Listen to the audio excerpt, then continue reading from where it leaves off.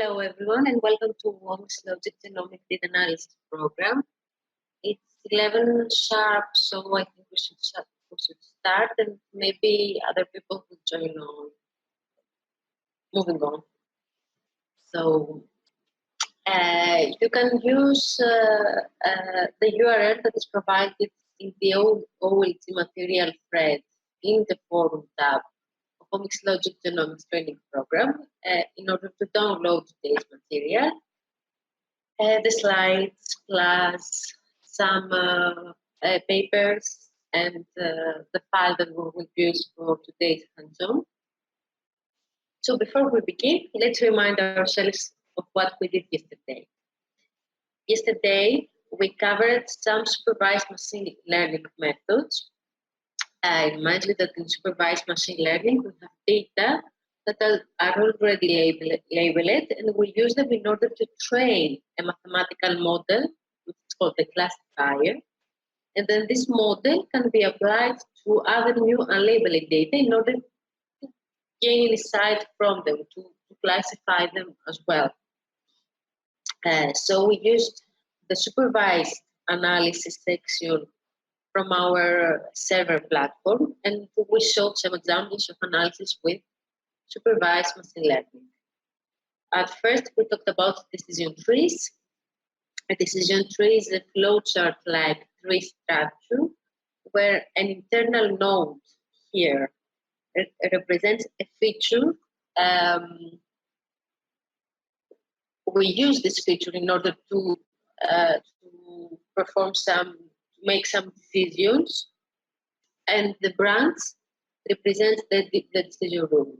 For example, in this here, if we have a person who is aged less than 30 years old, he will go or she will go from this side of the decision tree. And each leaf represents the outcome, which is our class. So here we want to classify fit and unfit persons. In order to select the right features, the algorithm of the decision tree calculates some measures that show how well the classes are separated. We showed an example which you can find in this URL. And then we talked about random forest, which is a machine learning method for classification that operates by constructing many decision trees they are trained in different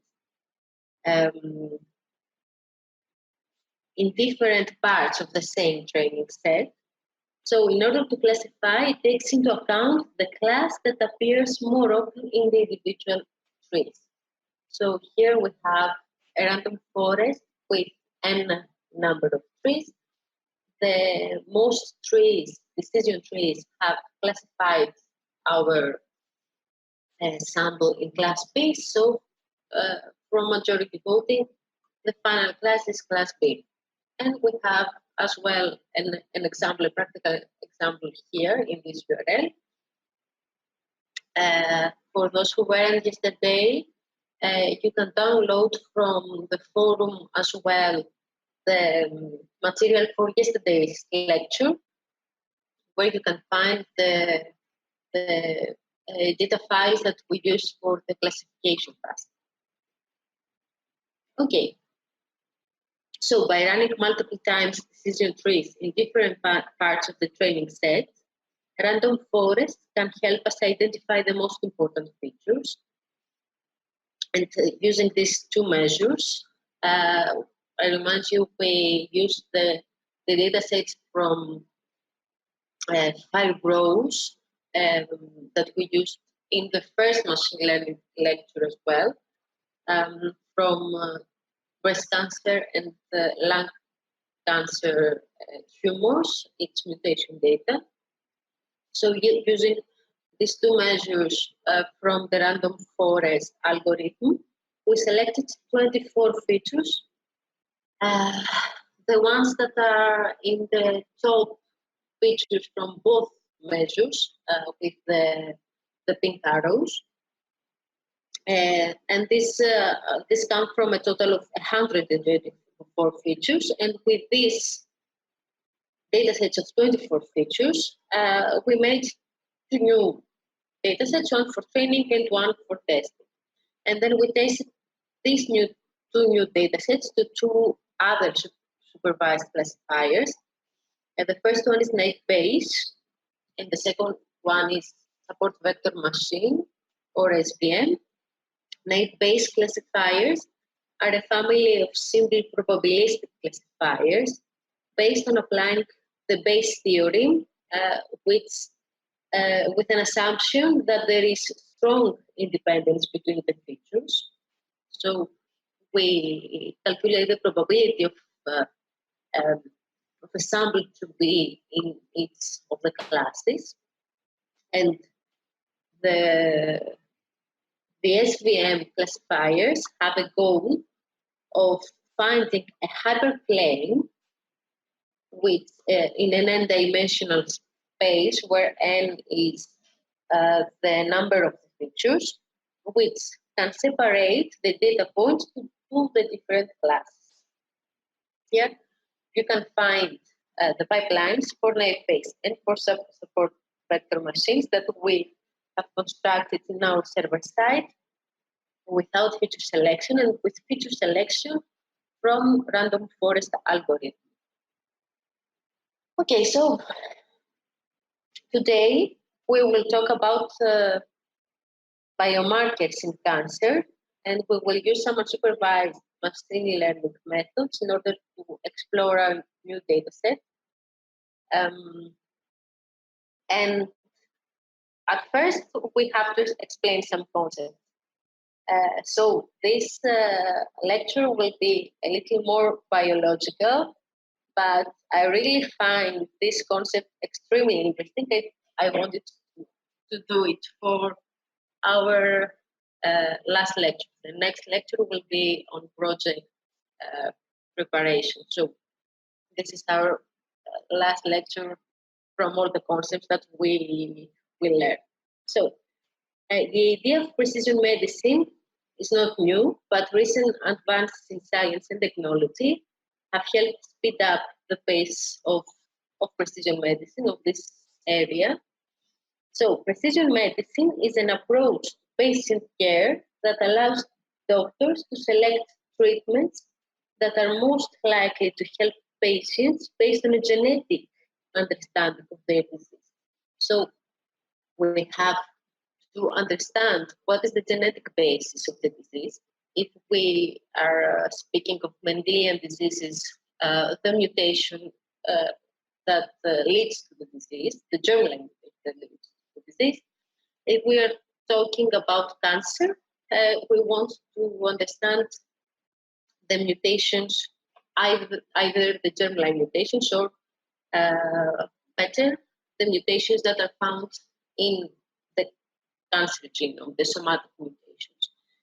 And based on the genetic profiling of the patient, we will give them a specific treatment.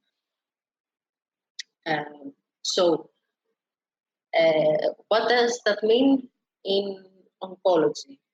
Today, when a person is diagnosed with cancer, this person, the patient, usually receives the same treatment as others who have the same type and stage of cancer. So a woman with breast cancer of stage 4 will have the exact same treatment with another woman with breast cancer stage 4. So, however, different people may respond differently in the exact same treatment. And until recently, the doctors didn't know why this happened. So currently, we are in this precision medicine area where scientists can understand that the patient's tumor have some genetic changes that cause cancer to grow and spread. And these changes occur in one person's cancer, but may not occur in others who have the exact same type of cancer. And the same changes may be found in different types of cancer. So the concept of precision medicine is that it is possible to treat tumors with specific mutations regardless of the tumor tissue. So what we want to do is to collect data from our patients, and based on, in our case, we are talking about genetics today, but based on the patient's, the tumor's genome, okay, the environment and the population health data, but based on the genome of the patient or the tumor, we can perform data analysis. We will find which mutations are causing the disease, and then based on this profile, we will give to each patient a different personalized treatment. And I believe this is really cool. Okay, so let's see a specific example. In human cells, there are some mechanisms that repair the errors that happen in DNA. One of these mechanisms is homologous recombination, which is the mechanism that repairs double-strand breaks. And here, this is the homologous recombination pathway. And you can see that BRCA1 and BRCA2, the two genes that are the most well-known genes that have to do something with breast cancer, that predispose to breast cancer, these are key players in the homologous recombination. This is a hint that we are looking for mutations in these two genes in order to identify cancer cells that are homologous recombination deficient. But we will see that later. Another mechanism is base excision repair, which removes mismatched bases. Then we have a hole in the DNA strand, and the hole is filled by this mechanism, by base excision repair, with the correct base. The mechanism initiates from a protein which is called PARP1, and when homologous combination is dysfunctional, base excision repair repairs double-stranded breaks as well. So if we have a mutation in BRCA1 or BRCA2, homologous recombination will be deficient, but base excision repair can do the same job because homologous recombination is deficient. This is why when both mechanisms don't work in a cell, the cell dies, because double-stranded breaks can't be repaired. This cell death is called apoptosis, and this is the idea in which researchers tried to find a drug in order to be able to kill cancer cells that are homologous recombination deficient. So this drug is called PARP inhibitors, and it's a drug that targets cells with mutations in BRCA1 and 2. By inhibiting, okay, so the cancer cells that have a mutation in BRCA1 or 2 don't have a functional homologous recombination, as we said, and by inhibiting the function of PARP proteins, they won't have base excision repair mechanism either, so the cancer cells will die. And what is really great in this example is that only the cancer cells will die. This is a new therapy, and it has been applied mostly in ovarian cancer patients. And we don't know exactly what the results are yet, because in new therapies, a clinical trial has to take place for 5 or 10 years or even more in order to, have. If we find a patient that has a mutation, either germline or somatic, in BRCA1 or 2, the patient will be given PARP inhibitors. So in this 2017 study, I have put the paper into this material folder. So in this study, the researchers studied the homologous recombination deficiency of breast cancer tumors, and they found that 44 homologous recombination deficient tumors had either a germline or a somatic mutation in BRCA1 or 2, but there were another 47 tumors that were homologous recombination deficient without having a mutation in these two genes. And that means that they could have a mutation in another gene that participates in homologous recombination, or that there is another epigenetic phenomenon in the tumor that blocks HR. So that shows us that we might have other biomarkers as well in order to give to some patients PARP inhibitors. And these results are described in HR Detect paper. HR Detect is an algorithm that predicts homologous recombination deficiency in tumors based on the mutational signatures of the tumors. And now we come to the mutational signatures, which are characteristic combinations of mutation types in the tumors, which arise from specific mutagenesis processes. And for example, in another study with the same samples that were used for HRVT, the researchers identified 12 signatures in this 560 breast cancer whole genome samples. So here, okay, I have to say that the mutation signatures have to do, this is the base substitution signatures. There are other signatures as well for copy number variation and other genetic phenomena, but these are the simplest. These are only base substitutions. And I have to say that they have to do with the frequency in which each base substitution is found. Here we have, we take these substitutions in triplets we study the previous and the next nucleotide in the sequence as well. So we have 16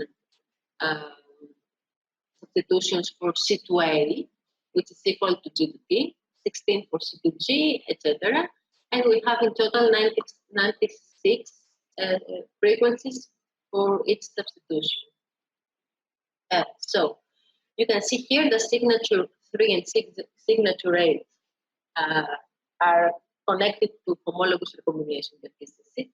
So maybe these patients could benefit from PARP inhibitors.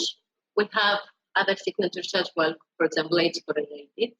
And currently there are many signatures. I don't remember the exact number, over 30 signatures. And some of them, for example, have been connected to radiation, damage, and other environmental factors. And here we have mismatch repair deficiency, these 3 signatures. So these tumors could be benefited maybe from immunotherapy, which is another type of precision therapy. And in the COSMIC database, you can find all the signatures that have been found up until now. So we have, okay, over 40. You see here, okay. And they give other information as well. For example, the mutagenesis process that has been connected with them. Up until now, this was the theoretical part. Do you have any questions? You can ask me or write in the chat, whatever you want.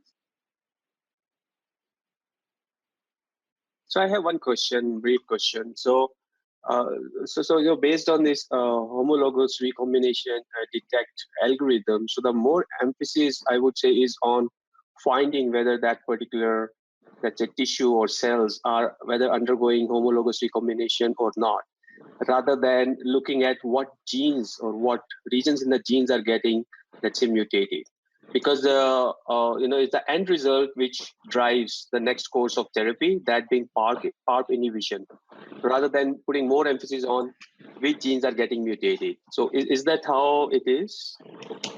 Okay, so the HR deficient tumors aren't currently, so HR deficiency is not a biomarker right now, but it has been suggested that maybe it's a better biomarker, because what we want to do is to target the cancer cells that are HR deficient. How we can know if a tumor is HR deficient, the biomarker that we have right now, it's the mutation status of BRCA1 and BRCA2, which are the most important proteins in homologous recombination. But from the HR Detect paper, it has been suggested that other tumors as well are HR deficient. And this could be a result of some epigenetic factors, for example, methyliosis or something else that I don't know of. So this is not used as a biomarker right now, but this is where this area is going. We will we will identify the signatures that contribute to its tumor, because I forgot to say that its tumor is not connected to one signature only. Two or three signatures can contribute to the genesis of the tumor. So we will identify which signatures contribute to its tumor, and then according to this biomarker, the patient will be treated. Did I answer your question, or maybe I didn't understand something from your question?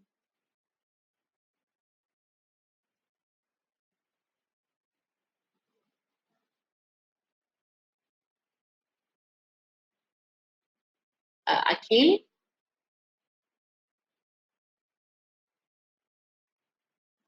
Did I answer your question? Or you want me to explain more?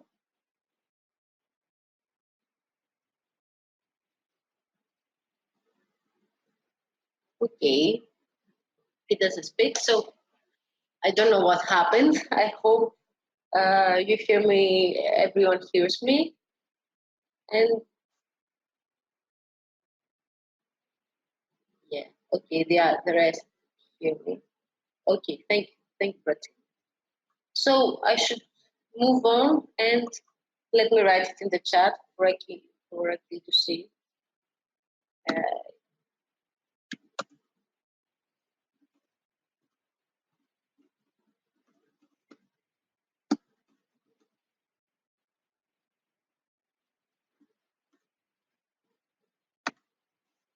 Okay.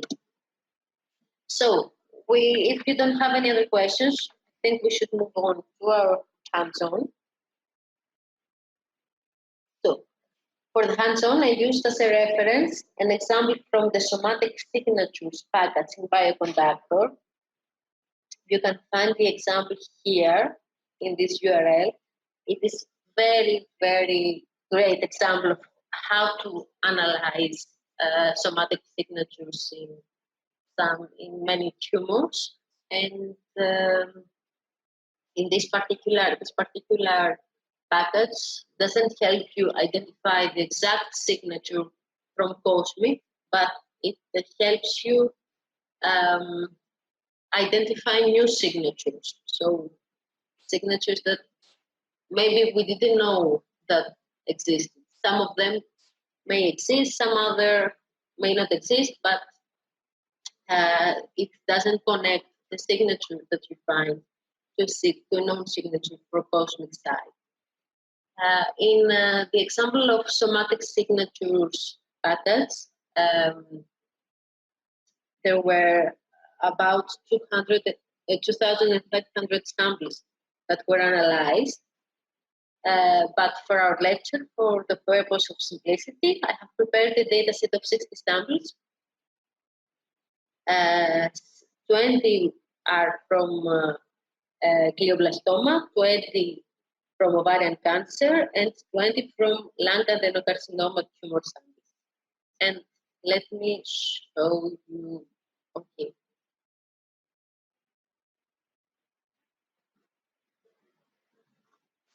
Okay, let me show you.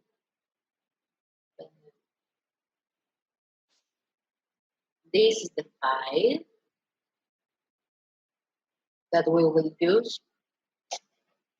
In our example, what we need to do is to calculate, before we do anything, we have to calculate the frequencies of mutations for each sample. In the example file, what is it? I'm so sorry. In the example file, the frequencies are not calculated for example, but for each study. So there are 5 or 6 type of cancers. I don't remember exactly the exact number. And for each cancer type, the frequencies are calculated. But in our example, I calculated for each individual sample.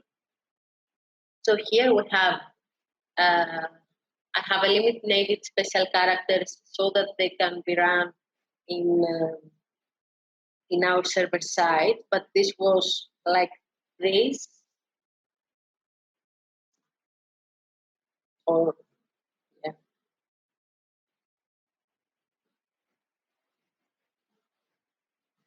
Okay, I don't know what.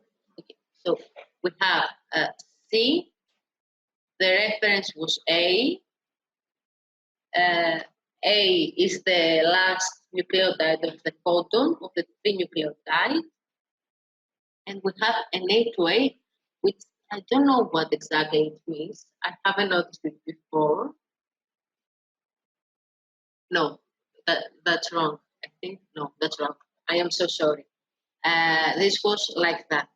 I'm sorry, I don't have the visualization and I don't remember. Something like that. It's C2A. The first nucleotide is adenine. Here we have the position where the substitution took place, and the next nucleotide is A, because A to A doesn't mean anything. Okay, so for each substitution type, we have the frequencies. Let me delete this. We have the frequencies for each sample, and the first 20 samples are glioblastoma, the next 20 are ovarian cancer from 0,4 and on, and the last 20 from 17 and on are lung adenocarcinoma. Okay, so I have prepared this file for you to test, and here is the workflow of what exactly what was the idea of this hands-on. So based on the somatic signatures example, I downloaded data from somatic cancer alterations package. This is what happens in this URL as well. And I separated 20 samples of each cancer type: glioblastoma, lung adenocarcinoma, and ovarian cancer. So we have 60 samples in our final file. And based on this file that I showed you, using the somatic signatures package, I was able to identify the optimal number of contributing mutational signatures. And I will show you in the next slide what I mean by that. Then I took only the ovarian samples and I analyzed them for homologous recombination deficiency using another package which is called Sigma, and it's a relatively new package. And I identified 4 ovarian cancer samples that seem to present homologous recombination deficiency. And then I performed unsupervised analysis to see which samples cluster with the HR deficient samples. Here is the result from Sigma. These are the samples that seem to present HR deficiency. The reason I didn't use HR detect is because it needed more information. With Sigma, you can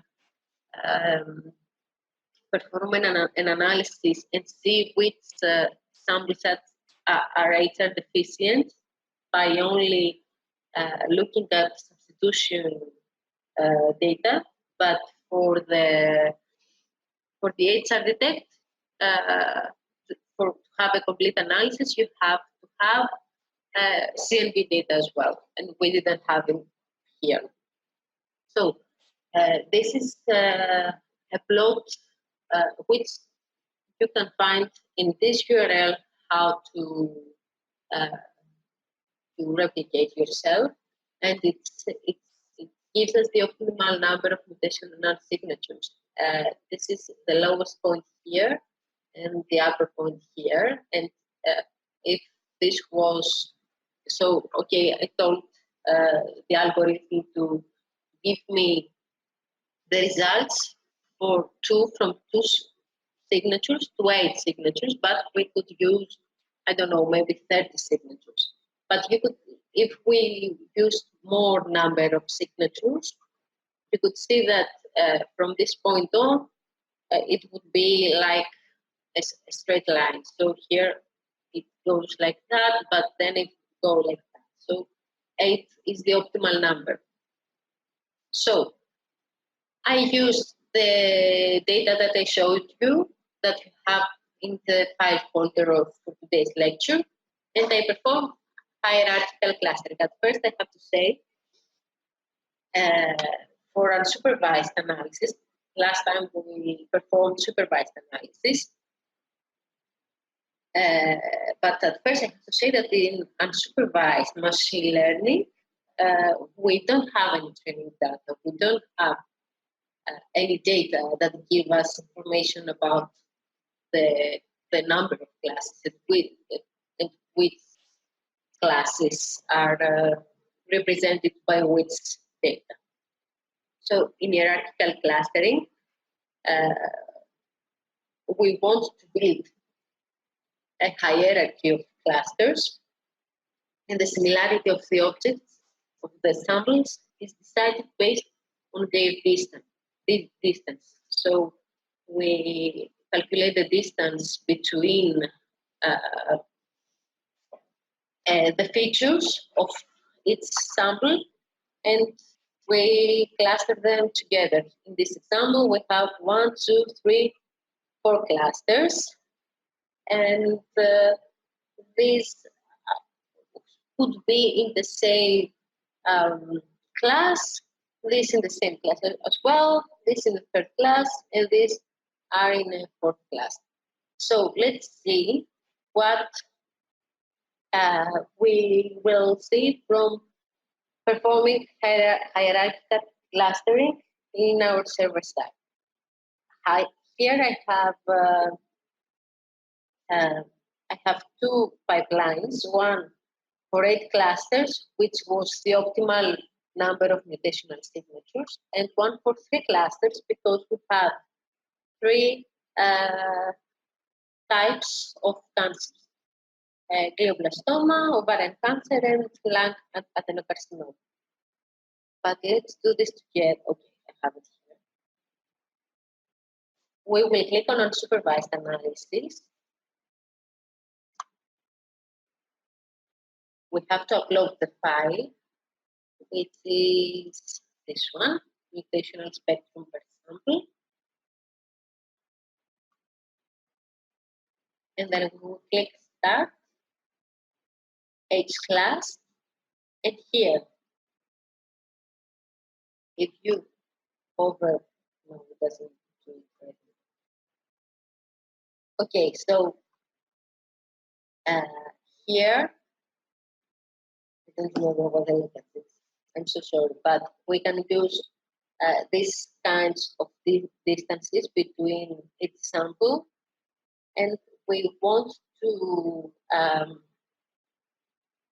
say that, okay, I think that we would have 3 clusters from this example because I have used data from 3 different types of tumors. And the do transpose option means that if we click on true, the columns of the table will be clustered, which this is what we want. We want the columns to be clustered and not the rows.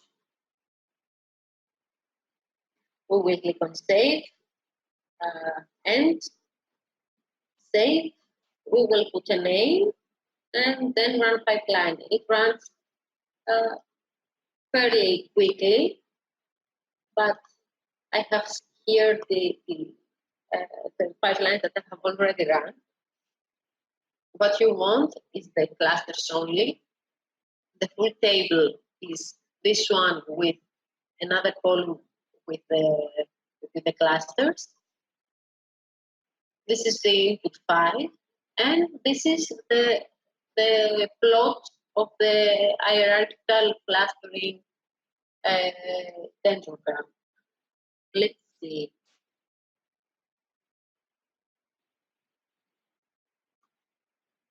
Okay, give me a moment, please.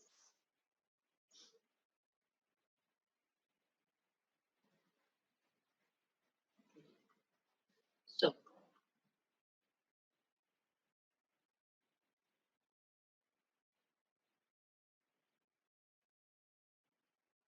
okay, it has opened. So here we can see the clusters. It is not very informational, but if you click on the PDF file, you can see here that, okay, you told me 3 classes. I have put them in 3 classes, so that's it.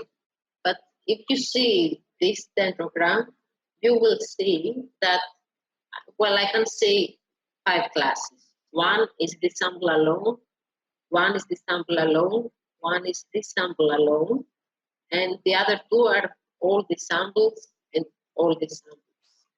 I don't know exactly what that means. Let's go to the 8 clusters, and it's the exact same cluster dendrogram. So I believe that the optimal for our data is to be classified in 5 classes instead of 3 or 8, which, okay, let me get a sip of water. I'm sorry. Okay. As it is exploratory data analysis, we have to let the data speak to us and not be biased towards what we want to have as an output. So for the next algorithm, I went with 5 classes. But let's see here what happens to these samples that seem to present HR deficiency. If you look at them, so I told you these 2 dendrograms are the exact same, but if you take a closer look, so here we have many samples, and it is not very easy to look at. But if you take a closer look at these dendrograms, you will see that in hierarchical clustering, 3 out of 4 of the samples are clustered here. So maybe these samples share some similarities regarding the mutational signatures that contribute. And you can see that not only ovarian cancer samples are here, there are samples from all the kind of cancers, which is what we should expect because we're talking about the mutational spectrum and the mutational signatures of the tumors. Okay, so after that I performed an analysis using k-means. K-means is another unsupervised machine learning method, and it aims to partition n number of observations into k clusters, in which each observation belongs to the cluster with the nearest mean. So, for example, here this one was classified in the blue cluster, in the cluster number 3, because the nearest mean is found is the cluster number 3 mean. Okay, so it is a distance metric as well as hierarchical clustering. Only in hierarchical clustering, the distance between the sample is measured, while here we measure the distance from each sample to the mean of its class. So for this example, I have 2 demo pipelines, one for 3 classes again, and one for 5 classes. And in order to perform k-means clustering, you should go again to unsupervised analysis, upload your files, one file, click on Start, click on k-means, and here you will have to choose the number of iterations, which is, so in the beginning, we have the unclustered data, and if I say that I want 5 classes, it will take 5 of this data and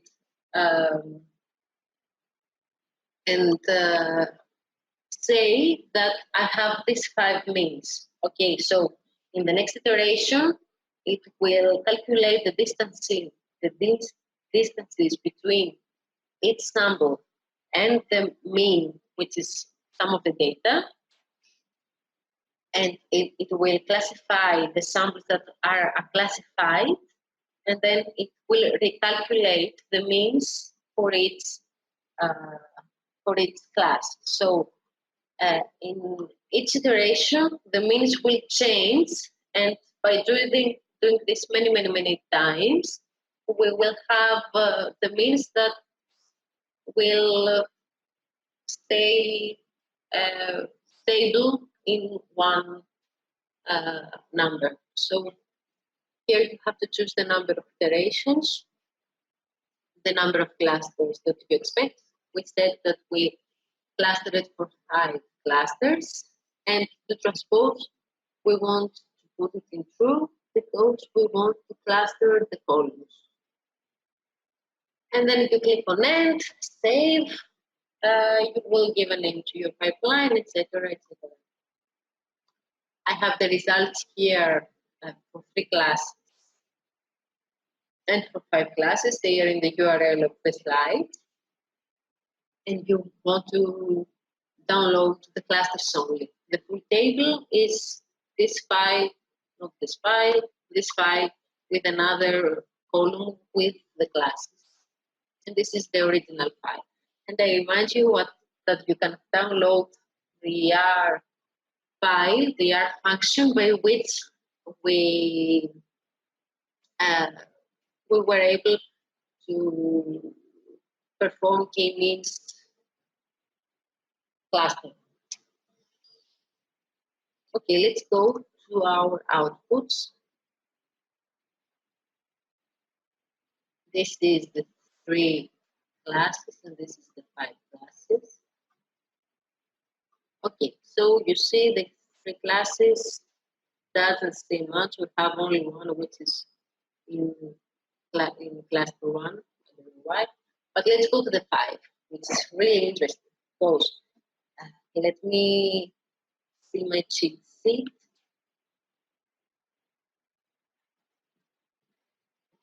1942. Okay, so you see here that this ovarian cancer that was predicted to have HR deficiency is in class 1. And you can see all the samples that are in class 1. If you see, we have 9, 20, 53. This is the second one. We have 10, 0, 9, 26, and 13, 0, 8, 91. So all these clustered together.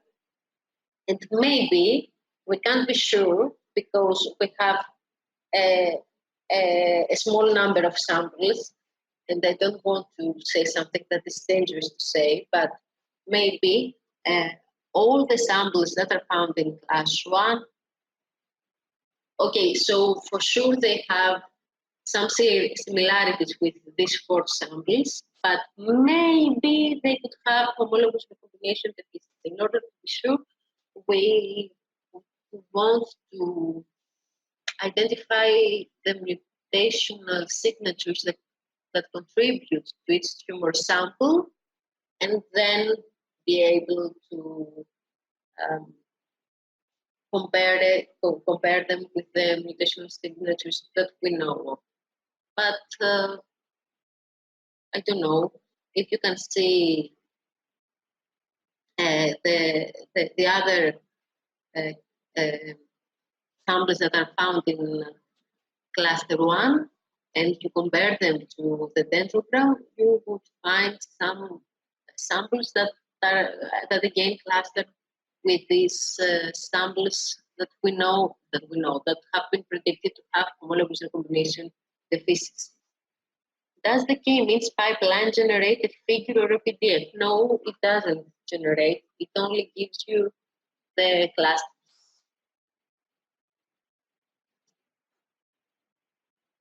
Okay, so I think that was for today.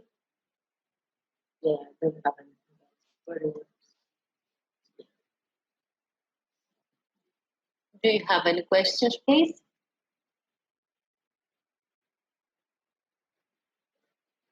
I hope you understood everything, and that you don't have any questions means that I explained it really well and you understood everything.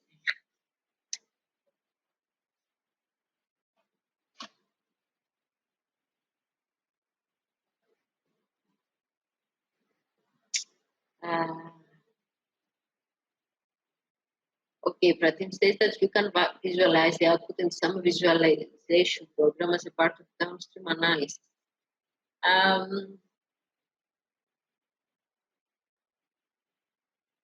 I guess so, but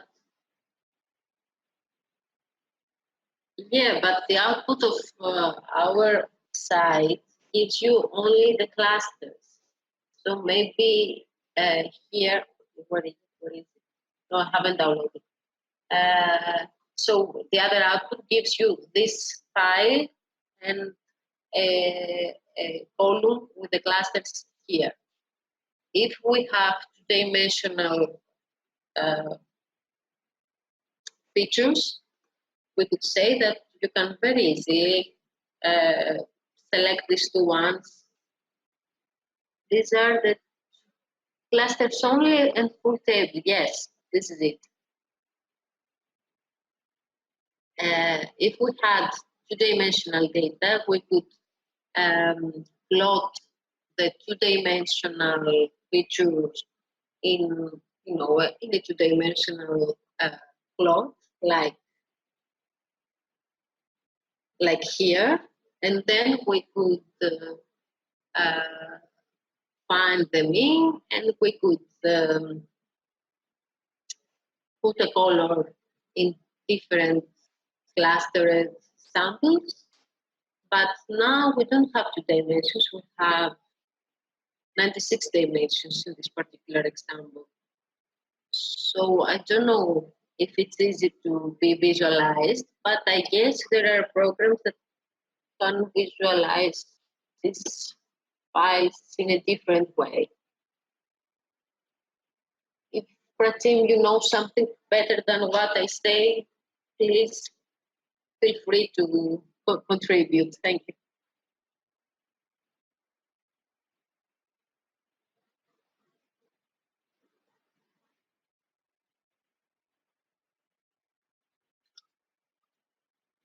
Hi, I have a question.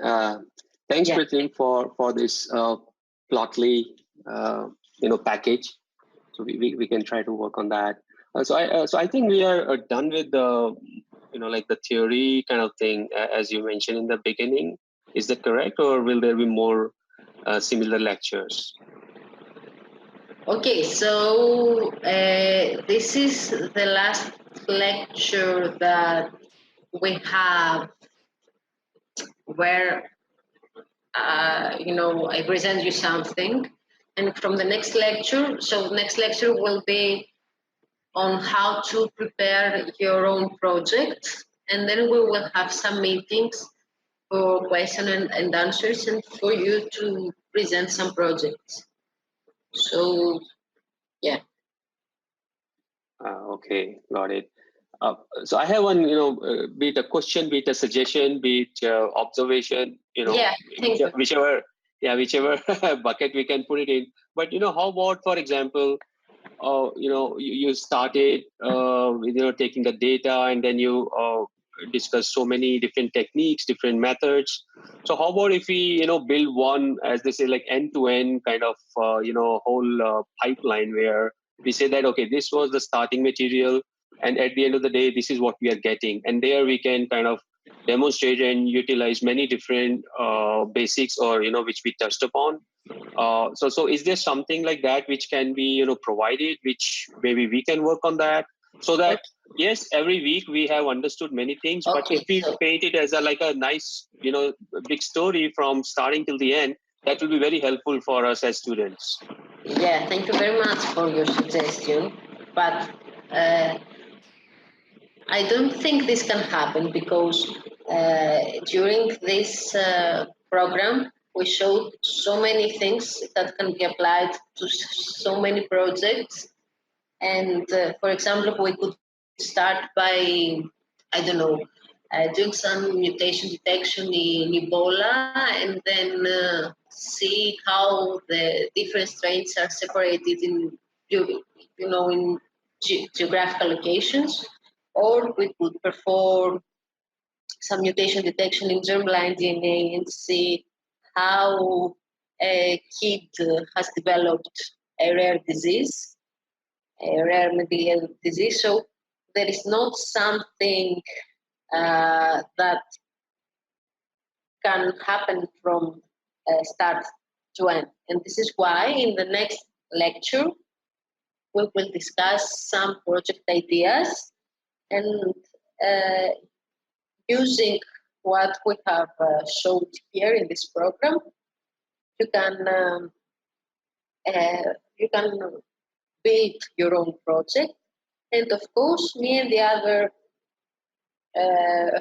my colleagues from Biotech will be there with you for your questions and help you with anything, with any problem that you might have. So I can't show you something from start to end if we don't have a project in mind. And why would they choose this program and not the other, etc. So this is why we will give you the feedback to do some projects that might be of interest for each of you. Sounds good. Yeah. If I may intervene, Akhil, you might go through the Genomics one and in the edu.bioinfo, edu.t-bio.info, and also some projects which are there in the edu platform.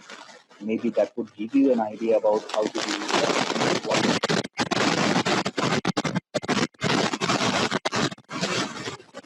build the picture is somewhat we are looking from you guys, so that you can assimilate the stuff and also you can go to the project under there and there to do bioinfo, and then try to understand in which domain kind of is of your interest. Let's say somebody would be interested would be the cancer domain, or maybe somebody would be interested in the neurobiology, or let's say immunology.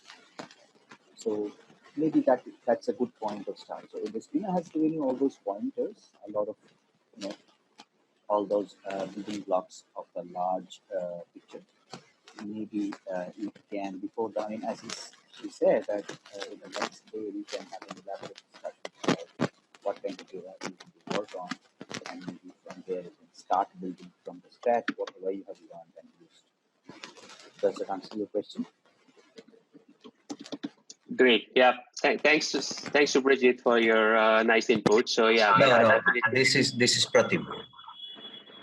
Oh, okay. Okay. Sorry. Somehow it's showing me Subrajit on the screen. But yeah. Thanks. Okay. Yeah. Thanks, Pratim. Definitely, that makes a lot of sense. And as you and Despoina rightly said, if we define a project, then we can try to bring in all the learning which we have done on based on this kind of lecture series. So that way we'll be able to also understand the good understanding of, or we'll have a good understanding of the concepts we are building. So there's one thing, yes, understanding the concepts, but then if you put it in context of a project, that's where the real learning happens. Okay. Exactly. Yeah, that's why we have taken a amount of time in the last month, where we give you that month to really go down and dig into the soil and make your hands dirty, to be very specific. Okay, great. And we'll be relying heavily on expertise of you guys, because you are the ones who will kind of take us forward. No, it's a collaborative journey, so don't worry. If you fall, we also fall. If we fall, you also fall. So that's a handholding of things. So don't worry. It's like, so I mean, of course, Despoina is with experience, and we can share knowledge and grow, and therefore it becomes a mutual journey. And interdisciplinary science is always complicated, and you have so many bits and pieces of the big puzzle. We always try to make those puzzles collect together and make more sense towards the data, and that's what the vision of Biotech is. So I mean, yeah, let's see how it goes. I mean, I think it would go great as with people like initiated participants like you. Thank you very much, Akhil. Thank you very much, Akhil. Yeah. And thank you, Pratim, for all your contribution and all the support during the program. Great. Sounds good. Thank you. So if you don't have any other questions, maybe we could stop for today, and we will meet again next Tuesday. Right? Yeah. Okay. Bye-bye, everyone. Thank you very much.